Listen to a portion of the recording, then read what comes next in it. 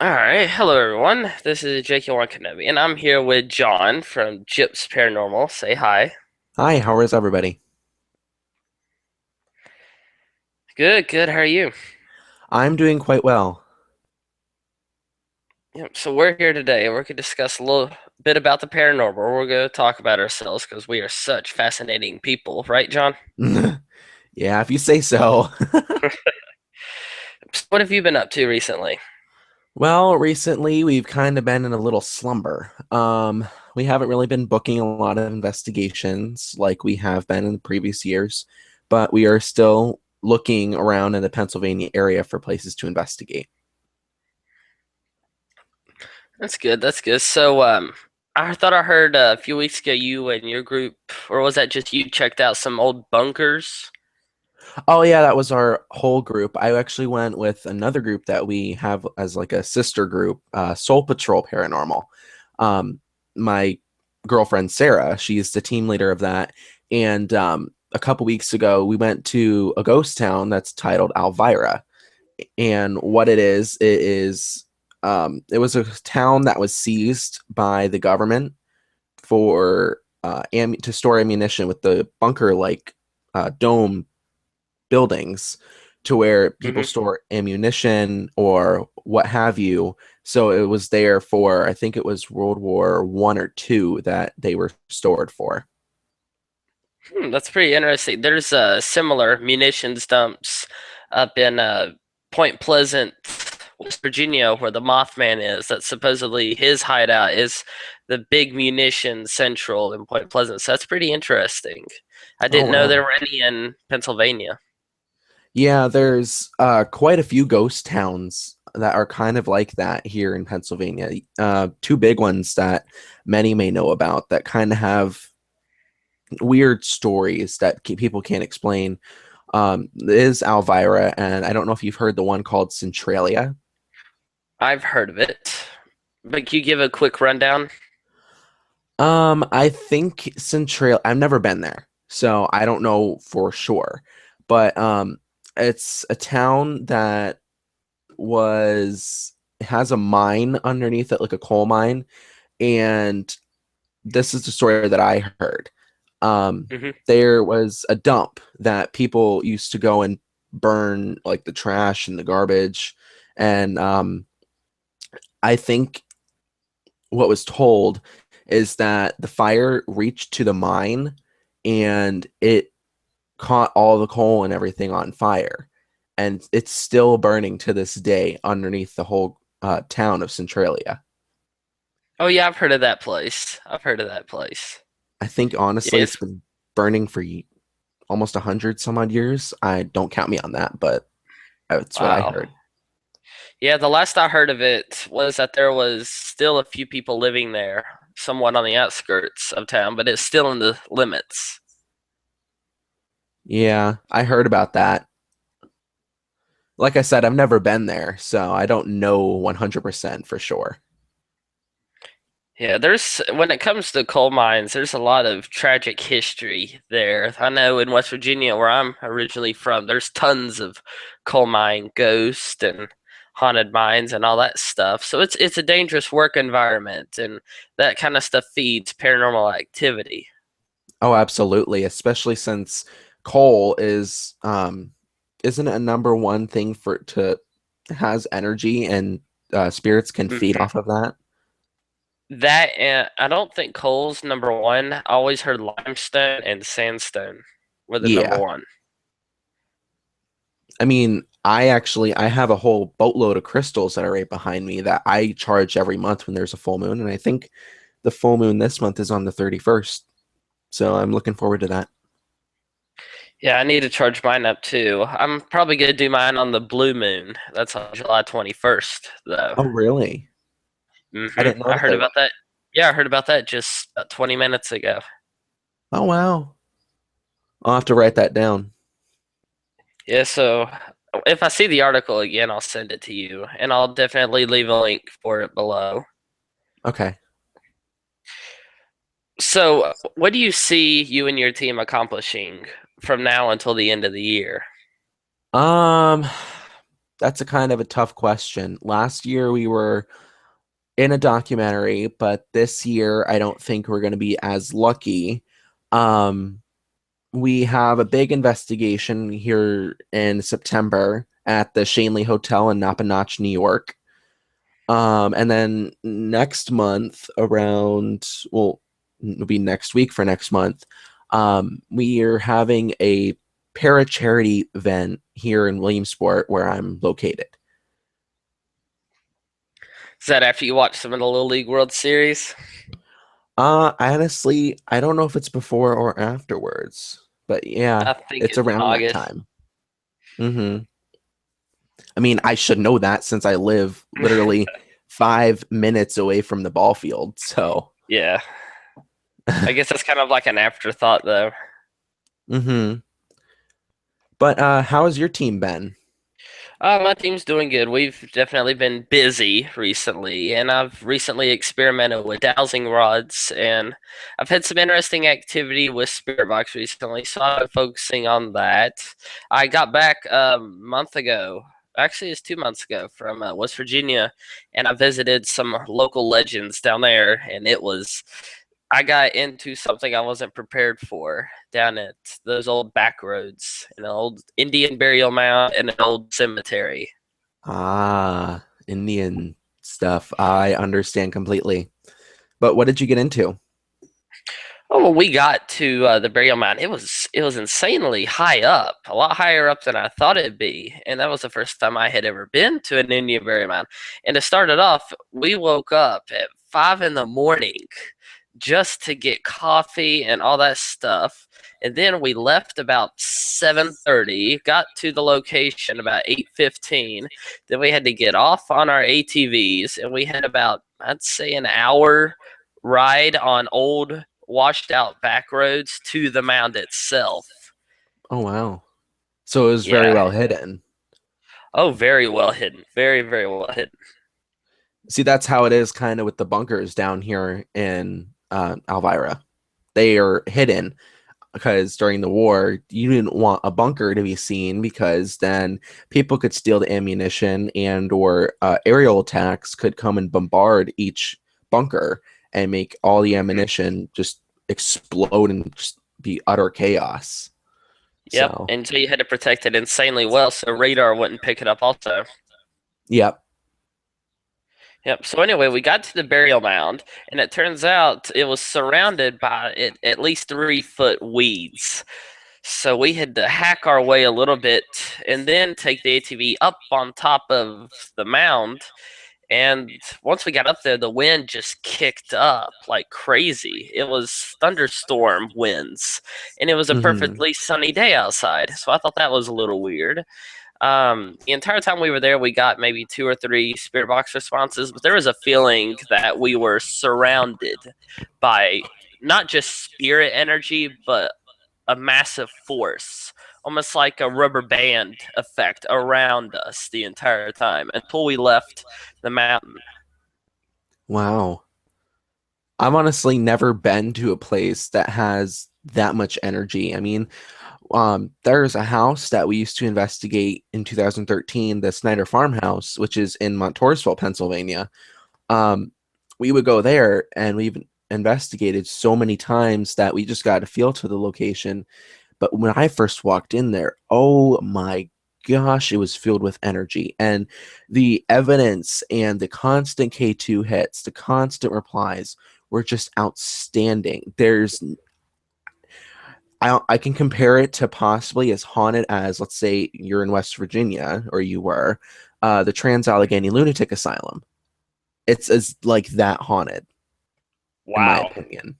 So, I've never been to the Trans Allegheny, so that's definitely high up on my list. oh my gosh, it's been a dream location that I've wanted to go to my whole entire life. But what do you have planned for the rest of this year? Well, the rest of the year, I'm working on possibly making dowsing rods, trying my hand at that. And there's a few locations in and around Virginia. I think, a battlefield, a soldier cemetery, and then just some local legends that I want to check out because it is getting somewhat close to school season. So I have to get Oh, ready for that. yeah, here we go. You're the same age as I am, aren't you? I'm going into 10th grade. All right, so am I. Um, I'm not looking forward to this school season. I'm I not am either. not. Yeah, this is the first time I've been to school in 5 years. I'm homeschooled, so Oh, this will be different. God. Well, I hope everything goes the best. I mean, fortunate enough, you have a nice school that you're going to be going to. What school are you going to? I'm deciding upon a private school and a military school. Oh, well, there you go. Yeah, it's much Yeah, different so I'll than be a set. public school that I go to. Yeah, I didn't really like public school at all, so I'll either be private or military for the rest of the way. Now, when you go into these schools, are you going to bring up the subject that you have your own paranormal team and that you do what you do? Well, usually with that, I don't just go in and tell people I'm an investigator. I like to get a feel of the paranormal vibe, see if it's something people would be open to, and then Yeah. that's when I'll bring it up. But if it's something that is not wanted to be talked about, especially in like a military environment, I wouldn't bring it up. Mm-hmm.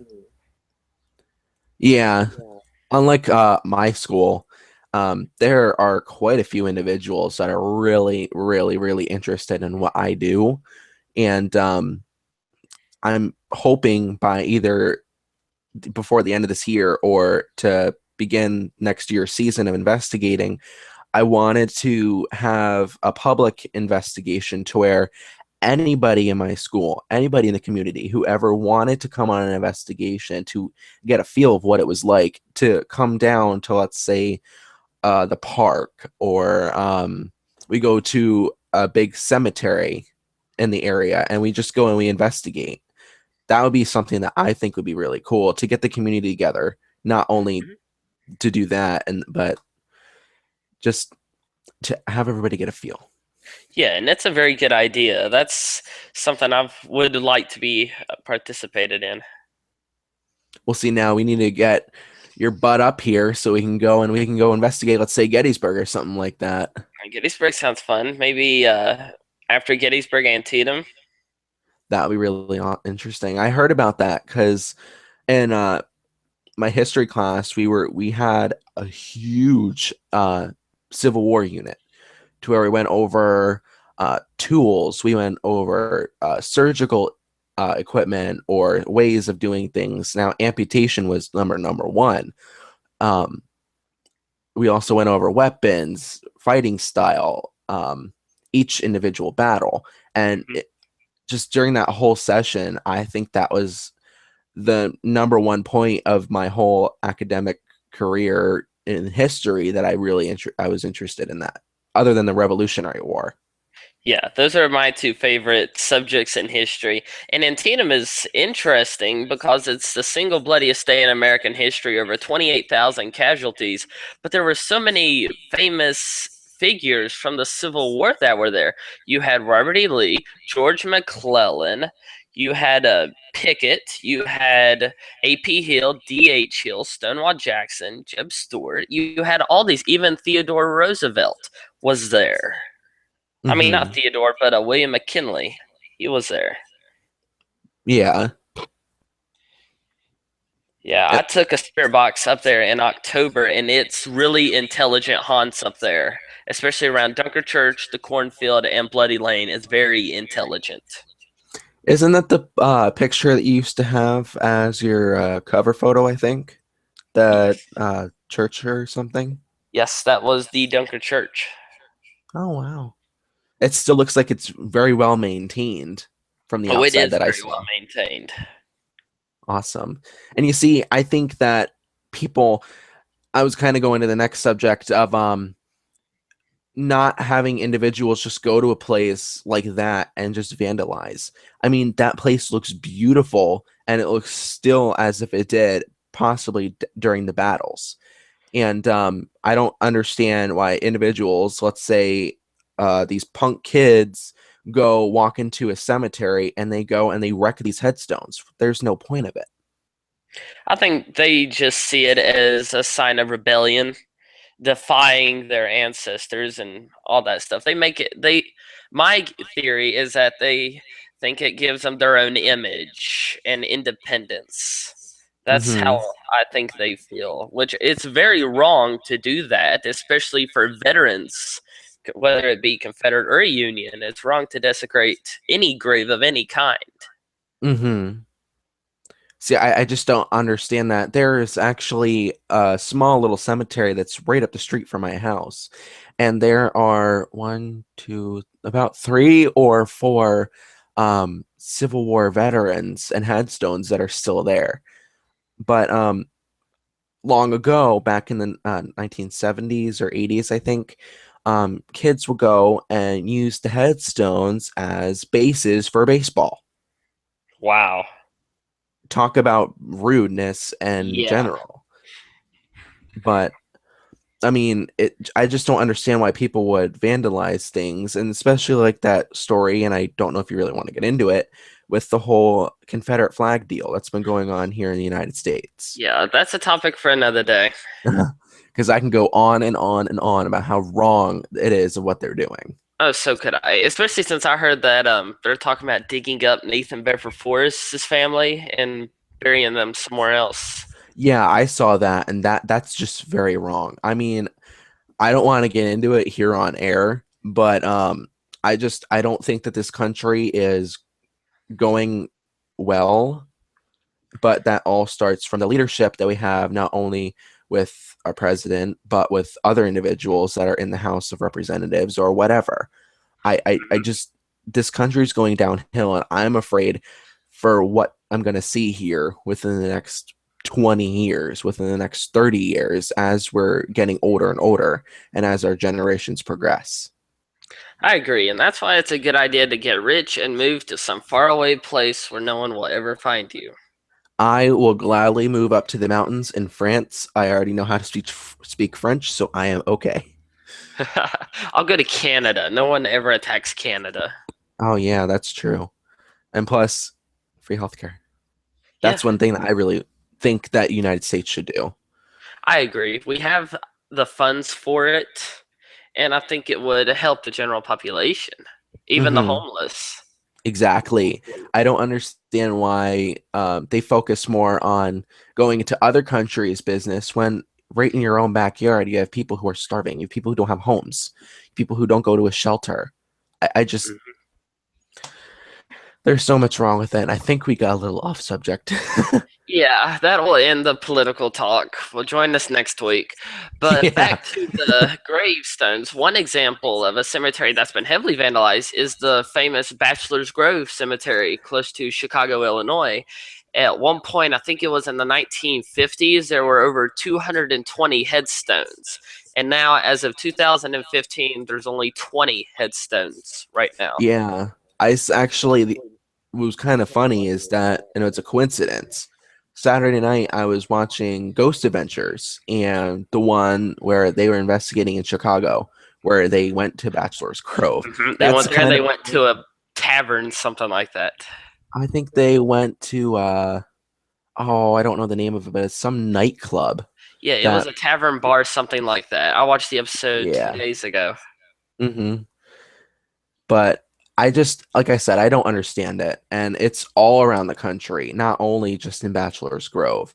I think, in my opinion, there should be awareness and or like protection people, sort of say, Hmm. to where they go and they make sure that these cemeteries are adequate and to where people don't go and vandalize.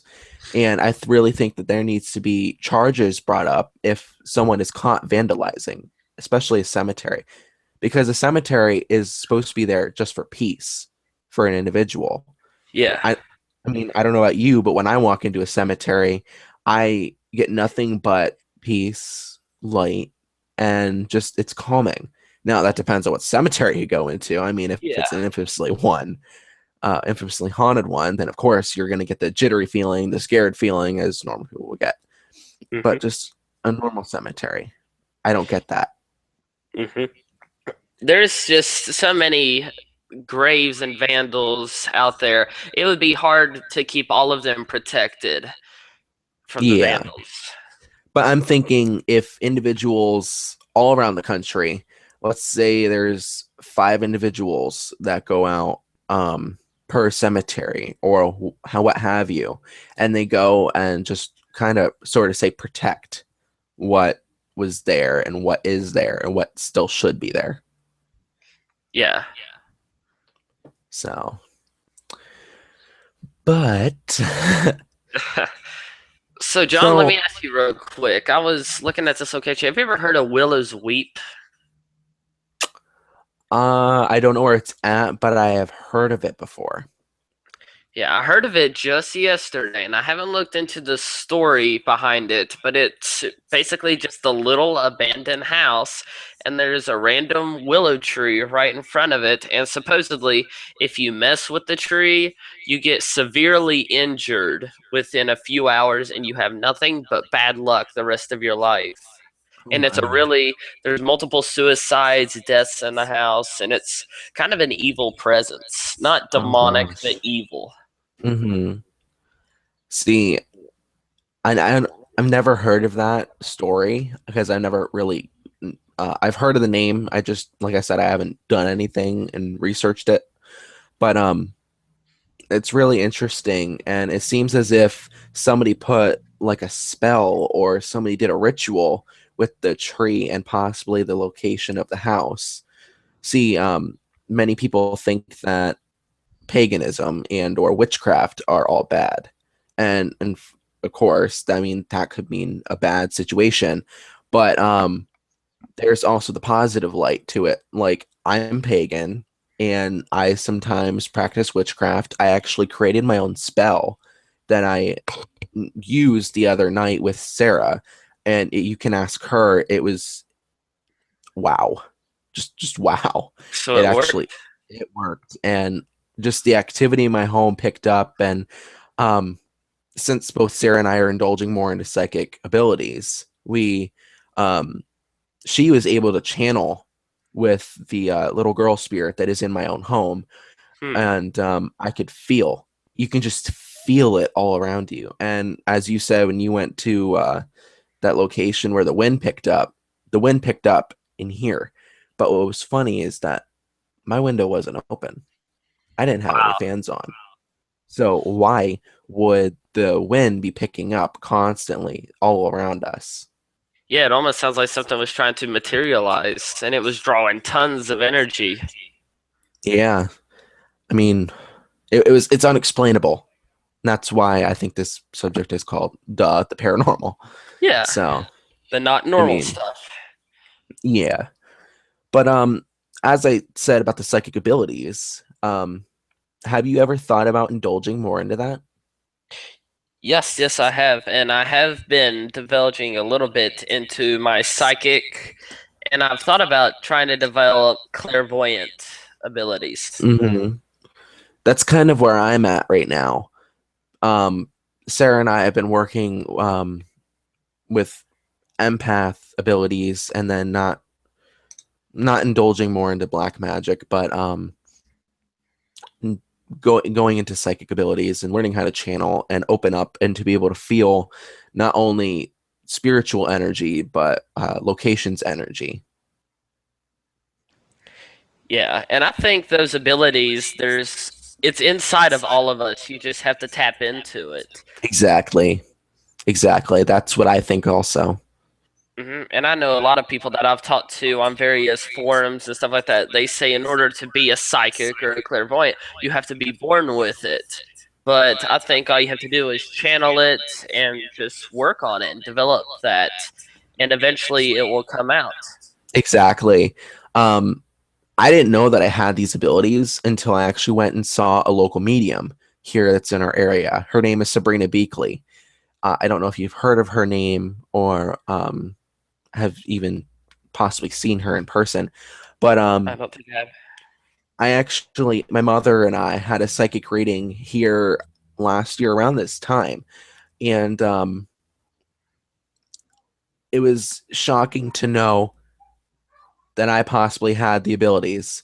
And my mom, she actually is the one who gave it to me, and each one of us kids has it. I have, um, I don't kind of want to brag or anything like that, but I Mhm. have all of it.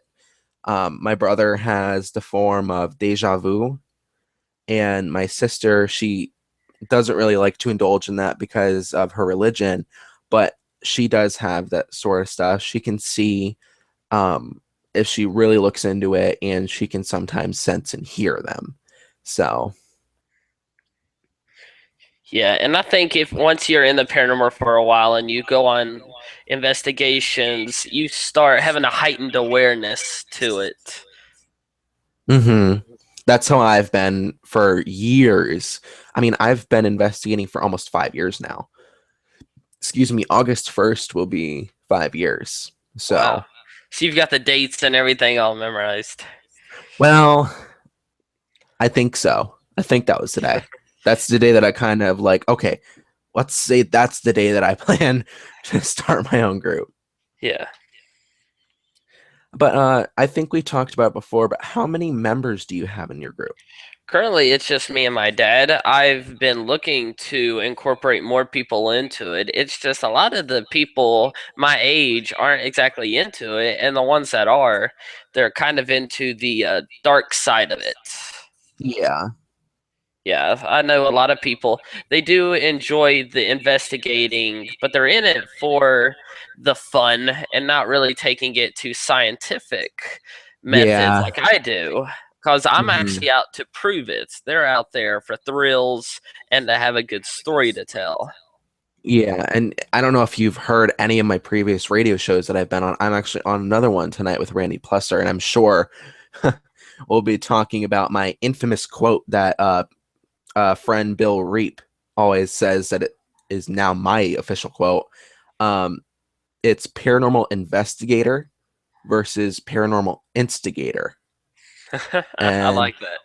the paranormal instigators are the ghost hunters. They are the people who are there for the thrill. They're not like us who are there for the scientific research to find answers and to help with the clients.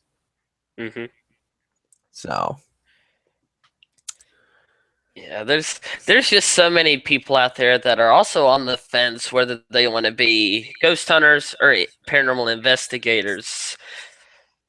hmm, I just think that individuals need to have the calling, as sort as other people may say, or the want to really be into this field, to really go out and do the evidence. Because I don't know about you, one thing that I hate more than anything about this field is having to review and review and review, because you have a digital voice recorder, and let's say you go on an investigation for that's like 4 hours, Hmm. and you have to sit there constantly and review and listen just to find that tiny voice into that recording that you've had going for 4 hours. Yeah, that's the only part that I don't like. Now, I don't mind reviewing audio. It's just after it gets about 2 hours long, I usually take a break and I'll say screw it and go outside. Yeah, that's how I am. Well, I'm impatient. That's just me. That's how I've always been. So it's maybe like half an hour, 45 minutes before I'm like, okay, I've had enough for the day. I'm going to go do something else. So, I mean, unless we're at a place that I know um, I'm going to get evidence from. Um, Last year, I went to go investigate at the Haldeman Mansion, which is in Bainbridge, PA, which is about 3 hours away from me. And constant EVPs, constant activity. Now, the group that I went with, I no longer deal with them anymore. I don't investigate with them, and that investigation tore our teams apart. And that's what I think para unity needs to be in play, not only just for Yeah. individuals, but for the entire team, because Hmm. we're all in this together. We're all Yes. investigating. We're all finding the same answers. Now, there are some people that I call the instigators that are only looking for the fame. They're only looking for the fortune. They're only looking to get their own TV show or what have you. I just I don't understand the whole concept of the fame. And yeah, this group may get this evidence from one place, and let's say another group goes in and they don't get as much evidence. So the team that got the more evidence is going to brag and be like, oh, well, we got this, and this team over here, no, they didn't get anything, so they don't matter. I Yeah. just, it's, I'm going on a rant, so I'm sorry. No, that's fine. It's different, and it's interesting to study the groups, especially for a high location. Like I'll take Bobby Mackey's Music Corps for an example. There's teams there almost every day, and some groups will go in there and they'll have a laundry list of evidence and all that stuff, and then a group will come in the next night. They'll get maybe one or two clips, and then a group will come in the next night and they'll get nothing. So people have to remember that when we investigate, it does drain their energy. And it's not like they can just go to sleep and recharge overnight and be ready for the next day. Yeah, exactly. And a theory that I've always kind of lived by is you don't always go into a location and expect to get stuff. You don't expect You to have to get go the in as a evidence. skeptic. Yeah, that's one thing that I always go into also. But if, let's say, if you were a spirit and all these people came in and they kept asking you questions over and over, same questions all the time, would you want to go and talk with them? Would you want to go and talk to a stranger who just walked in and they're asking you all these questions? I know I No. wouldn't. I wouldn't at all. So I just, people need to understand that. And like I said, it's just, it's hard, not only for us as investigators, but for the spirits as well. Because, like you said, they need the energy. Because the more they answer, the more energy that's being drawn from them. And I know that some people use EM pumps as a piece of equipment. I don't personally own one. Do you? I don't either. So, I mean, a time that I like to go investigating is when there's a full moon, because it seems as if the veil between the spiritual world and our physical world are thin. And I think the reason why people say that it's thin is because the spirits are charged by the energy that the moon is giving off. That makes a lot of sense. And also, one thing also that makes me pissed off about a lot of paranormal groups is they go in there, and even if it's just a regular haunt, they provoke. They feel the need to Oh provoke my god. to get activity. Yeah. I mean, you watch the show Ghost Adventures, and all really Zach does, if they don't get evidence, is they provoke and they seem intimidating. And that's hmm not going to make spirits want to go and talk at all either. Yeah, that So, if anything, it'll piss them off, which I guess is their goal, is to piss them off and evoke a reaction. exactly. I mean, it depends. I only provoke when I know that there is a sort of, say, quote unquote bully in a spiritual form, but usually that's either a malevolent spirit or a negative spirit or possibly an evil entity. That's the only time that I really kind of provoke to get answers, to kind of show that we're stronger than them, because what they did in life is what's making them what they are now. And I think that they just need to understand that what they did was wrong and what they're doing is still wrong. Scratching people, going to do this, going to do that, causing harm. Really? I just, I don't understand that either. Yeah, I'm to the point now where scratching doesn't bother me anymore. Uh, yeah, I've been scratched numerous times, numerous times, and can't really help it. I mean, what can you do? Yeah, I've lost count of how many times I've had deep, bleeding, burning scratches. See, I've only had those type of scratches once, and that was on my leg. Actually, we went to a house that's just down the street from mine, and we investigated, and I came back with scratches. And so I can send you the picture of it later if I still hmm have it. But If you can, that'd be great. the scratch was weird. It wasn't like the three claw marks. It was like a T, and then it had an R on the edge of the T. And as I did the research about it, it turns out that that was a local gang sign that was in our area. Huh, so it's a possible gang spirit? Possibly. And actually, the home that I got that in, um, is the same home that I got the number one piece of evidence that we got. It was, um, I don't know if you saw it on my YouTube channel, but I had a video of the number one piece of audio evidence that we've ever got, number one EVP. And it said, "Why don't you just fucking die?" And Wow. yeah, and it was not like a voice like ours. It was like a deep, growly voice, like, "Why don't you just die?" It was just, Yeah. it changed me as an investigator, but I know that it can't attack me anymore because the way what I've been doing, I know how to fight it. I know how to fight things like that. And I Yep. think that's some ghost hunters, paranormal instigators just don't understand that. They don't understand how to fight that. Yes, and they try to tackle on these big locations, and they wind up coming across something they don't know how to stop, and then they're in trouble for the rest of their lives, not just the investigation. Because I do think spirits can attach not just themselves, but a part of themselves onto you. Yeah. And then you have some people that will take things from places Yes, and that's a also. terrible idea. Yeah, because spirits can not only have their form of energy or part of themselves towards an investigator or someone that's going into a location, they can attach themselves to almost anything that has a material object to it. You go and you take a piece of stone or a piece of rock from a location, let's say like Elvira, you're gonna get something that's gonna follow you home. You're gonna get something that you don't want in your home. Mm-hmm. And I've only done that once. I've only taken an object from that once, and that was when I went to New York, and it was before they rebuilt the 9/11 memorial, and there was a shard of glass that was on the ground, and I think, kind of want to hope that was from when 9/11 happened, and I picked it up and I had it, and I felt the energy from it, and I thought I brought it home with me, but I haven't been able to find it. So, Huh, that's weird. exactly.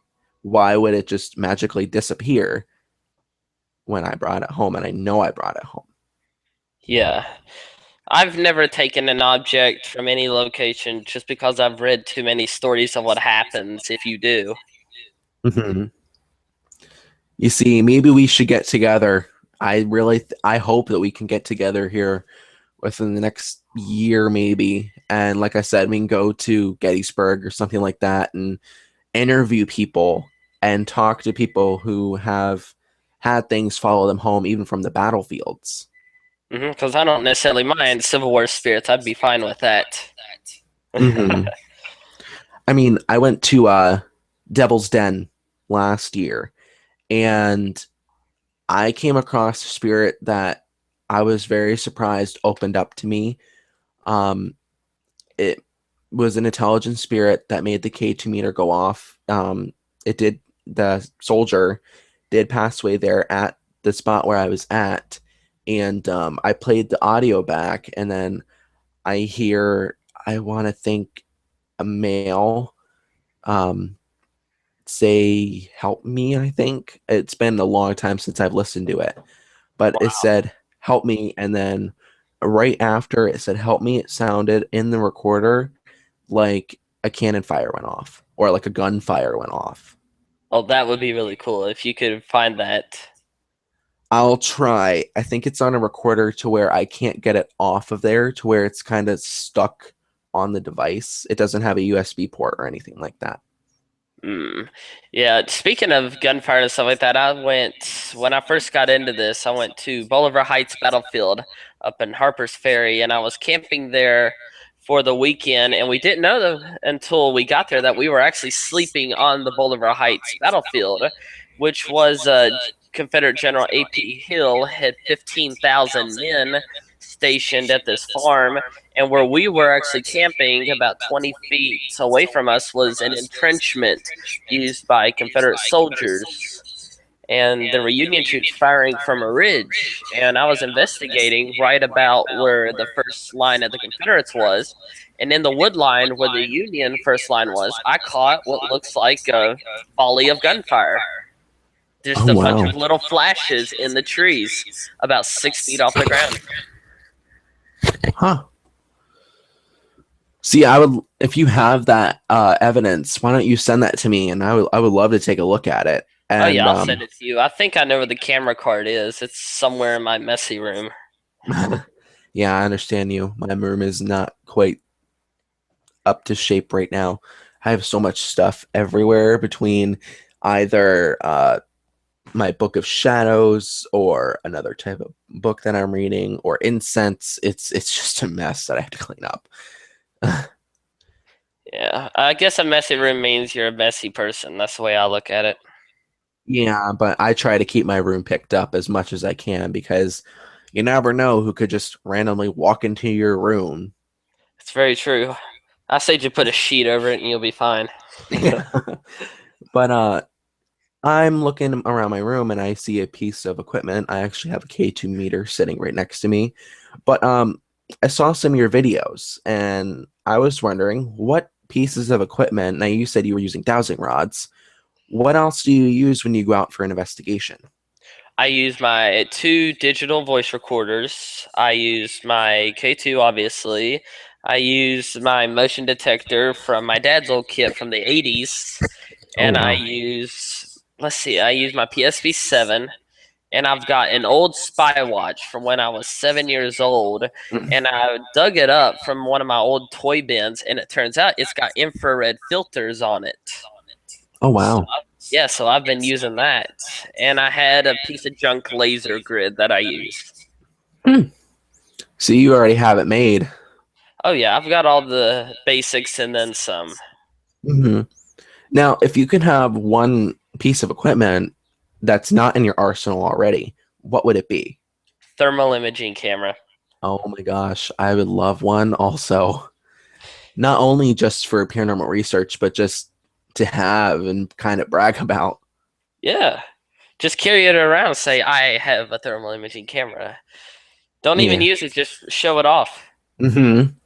Yeah. Um, Now, I saw on website ghoststop.com that it's even going for as high as $5,000, I think I saw. Only 5,000? The new That's, E60 was like 13,000. oh my God. Yeah, that's not even going, that's as much as a car. Yeah. I- Maybe in about 20 years when I earn my millions from some magical way of doing that, then maybe I'll get one. Yeah, the one I'm looking at is I believe it's called an E40, and it's about 900 to $1,000 right now. But that's the one I think a lot of groups use, like Ghost Adventures, Ghost Hunters, and all them. Hmm. Now, You there's see, a really cheap version if you're interested in. There's a really, really cheap version. I think it was one of the first, but it's about $400 I last saw on Amazon. mhm. You have to send me the link so I can take a look at it. Yeah, I'll have to refind it. I've got a whole favorites bar full of thermal imaging cameras. Oh, yeah, my favorites bar is filled with night vision cameras, I think. I haven't been on Amazon in a while because right at the moment I am a little broken. I have no money. So I usually I try to get at least one piece of equipment new every year, but I don't think that's going to happen this year with us. Yeah, I usually with my equipment I find it. I find some of my dad's old equipment and I'll just add it to the arsenal. Hmm. See, that's a good way of doing it because you have not only a part of the energy that's in it, but you have a part of you that's going to that shows that's your piece of equipment, and then that way you have your energy going into investigation. See, I think that's very cool. Yeah, and it is really cool. And while we're on the topic of old equipment, I did do an experiment I've always wanted to try. What was that? And I know a lot of people are going to think this was stupid. I got a K2 meter and put it up to a Ouija board. Mm-hmm. It was wicked what happened. Oh wow, what happened? Because when it came to Ouija boards, usually I don't like Ouija boards. Do not use Ouija boards unless you feel you are strong enough to protect yourself from anything. But I always thought that when I see Ouija board videos, that it was people knocking the table or moving it with their fingers because it's entirely possible to do. Exactly. So what I did was it was me, my mom, my dad, and we had some friends over, and they were playing with the Ouija board. And I set the K2 meter in front of the board, and whenever the planchette would move, the K2 would light up all the way, every single time. Oh wow. Yeah, so that, and then I tried it, and I wasn't moving it, and I could feel a force. It was not really stinging feeling, but it was almost like the blood was gone from my fingers, and it was cold, and I could feel something pushing against my fingers, moving the planchette. And sure enough, the K2 was lighting up. Oh wow. You see, I've never physically touched and used it as for its purpose of an Ouija board, but if you saw the trailer that I have on my channel about the Elvira place, um you saw that there was an Ouija board that was used with us investigators, and the K2 meter would blip each time that it would move, or each time that we would ask, okay, if you can't make the Ouija board move, if you're not strong enough, make the K2 meter light up, and then it would. Wow, it's an interesting experiment to try, isn't it? Hmm. Absolutely. And my mom is a cold-hearted person. Well, not cold-hearted. That sounds really rude. I didn't mean that. Oh my gosh, I did not mean that. But she goes by not using an Ouija board because of what it could bring. And I've asked her before, have you ever used it? And if you have, what happened? Why won't you ever use it again? She's like, I don't want to talk about it. And I think people who don't use an Ouija board and are like that have had a very bad experience with it, and they don't want to relive it. They don't want to talk about it because possibly maybe something could come back at them, and it could bring about that evil entity that they came across before. Yeah, and I used to be totally against Ouija boards. I used to think they were completely evil and that there were bad entities attached to it, such as the Zozo demon and all that stuff. But when you look at it from a realistic standpoint, it's no different than the spirit box or the EVP recorder. You're still trying to communicate with the other side. You're just using different means to accomplish that. Absolutely. And I agree with that 100% because if you're, no matter what device you use, if you use a PSP7 Spirit Box or if you use a K2 meter, you're still getting into what you would as if you were using a Ouija board. And Ouija board's just a visual, hands on representation. Hmm. But the equipment that we use, like the PSP7, that's a piece that is kind of verbal or is energy based to where we Yeah. get the research and the evidence sort of say that we want to receive. Yeah, and honestly, I was thinking about this when I was looking into Ouija boards. There is a difference, I believe, between the original Ouija boards that were made in the late 19th century and the ones that you can buy at Walmart today for Hmm. bucks. Exactly, because But I think. Go ahead. I'm you go ahead. sorry. You go ahead. Go ahead. I'm sorry. Okay, what I was saying is that the old ones, they had the personal attachment because the person had to hand make them.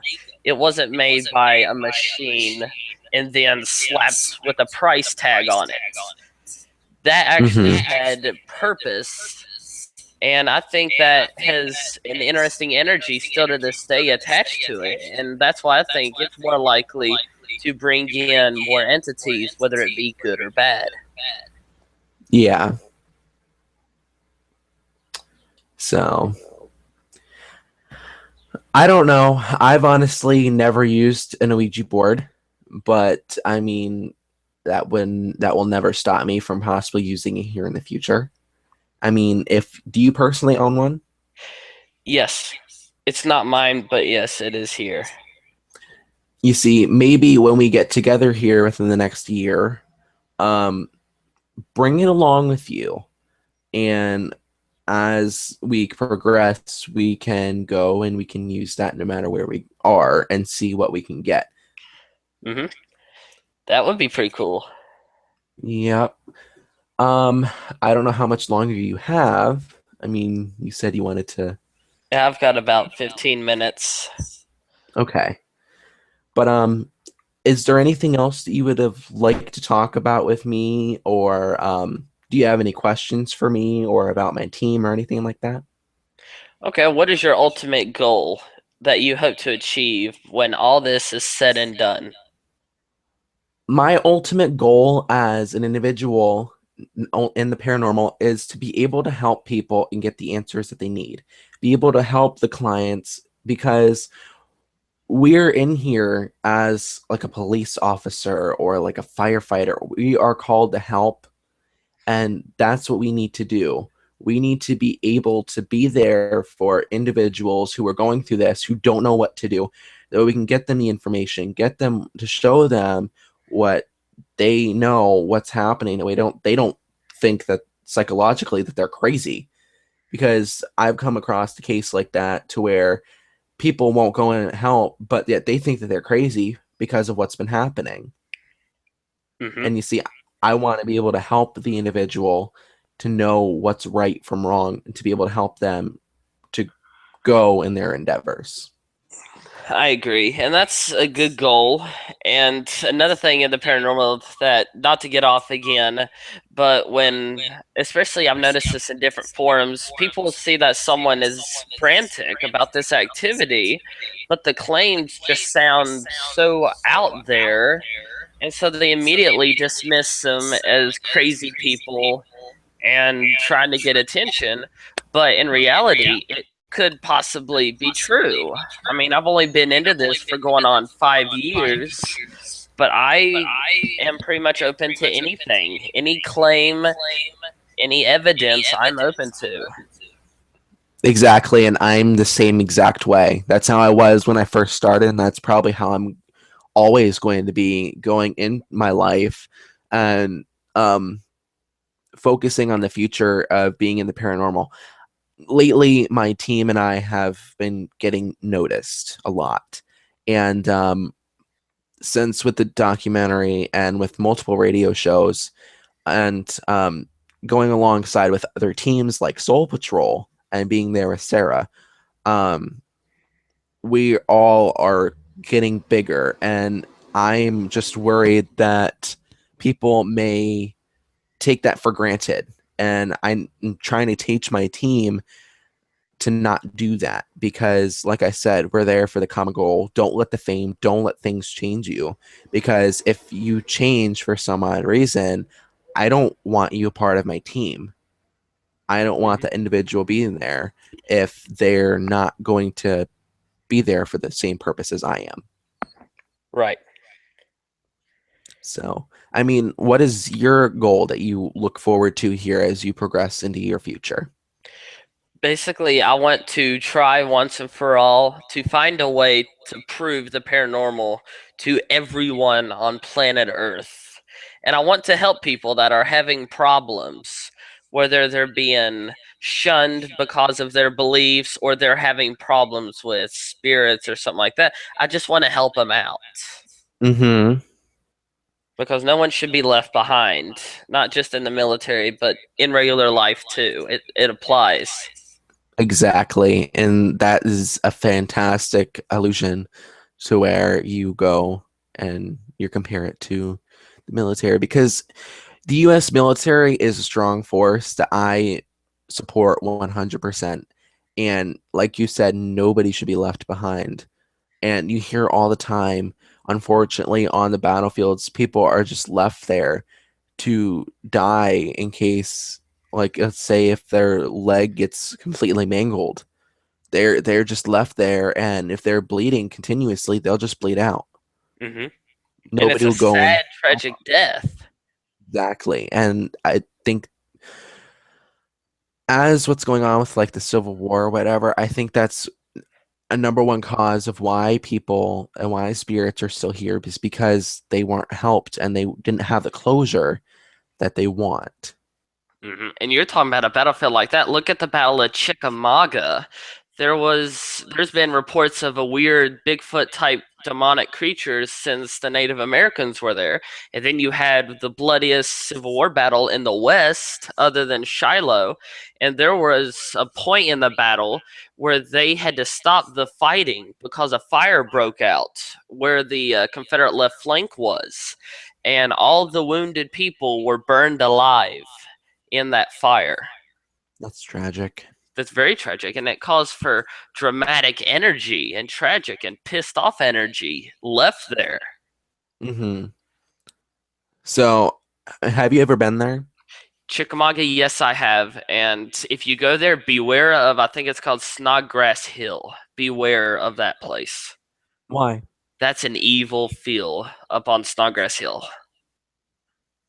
Oh, Yeah, that's where towards the end of the battle, George Henry Thomas saved the Union soldiers from being completely massacred as they retreated back to Chattanooga, and there was a lot of heavy melee fighting. The Confederates launched, I think it was like 3 waves of troops to take the hill, and they couldn't.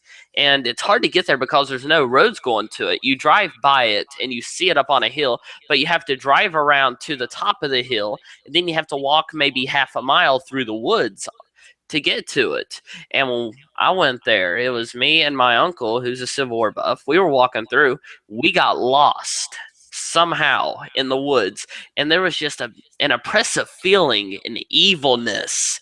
And we were hearing whispers and weird growling noises up on that hill. And so we turned back and left. We didn't even make it to the hill. And it turns out when we were driving by, we were really close to the monuments where it happened, but something it seemed like was blocking our view of the monuments. yeah, and it seems as if it's kind of a spirit or a malevolent thing that was kind of blocking you from going there because maybe going on the good side of it, it's looking out for individuals who go around that area. Maybe they don't want other individuals to go and face what's there. And Hmm. maybe they use the growling and the whispers and the hissing as a sign to just scare them off to make sure that they don't come back to where they can get this entity or whatever to come and attach to them and then they can bring that home. Yeah, and that's actually a very good point that not all the growling and hissing and all that stuff is from evil spirits. That's a very good point. Hmm. So, I mean, that's how I look at it because it's kind of the same way at Elvira. There are three cemeteries that are at Elvira. There's one that is the brand new one, to where well, not brand new, but you know what I mean. It's the Yeah. newest, and then you have one that's from the 1900s. That's the third one. That's right by next to the prison. That's right next to Elvira. And then you have the middle one, which is the oldest one, which is back in the 1800s. You go down into that second cemetery, and oh my God, it is filled with energy. And there is this evil, evil entity that is there, and it traps every spirit who's there. There are children that are there that are trapped. Um, Sarah and I went there, and each time we went there, we both her and I, mostly her, have been infected by what was there, and it's just it's hard to explain, but it's a bad, bad, bad situation of what's going on there. Yeah. What kind of evidence have you gotten there? Oh, well, there's EVPs that we've gotten. There are tons and tons of K2 hits. I mean, the whole town, sort of say, is just a paranormal gold mine. It's, in my opinion, right up there next to Gettysburg as haunted town, sort of say. Wow, that's pretty high up there. So, you can have apparitions come out at you, which I've caught in that. Um, orbs, and it's just anything that you could imagine, it's there. Yeah, sounds like a road trip's about to be planned. Exactly. So you, Yeah. you need to get your southern butt up here so we can go and investigate. Yeah, go temporarily on northern soil, and then you can come on down to southern soil. Hmm. Yeah, well, John, it's been an hour. It's been good talking to you. Thank you for being on. Well, Where can people reach you? you can actually reach me at my Facebook page at facebook.com/junior investigating paranormal society. You can visit our website at JIPS Paranormal, JIPS Paranormal.weebly.com. And you can head over to our YouTube channel. You can like and subscribe to get more information from us at youtube.com/JIPS Paranormal, JIPS Paranormal.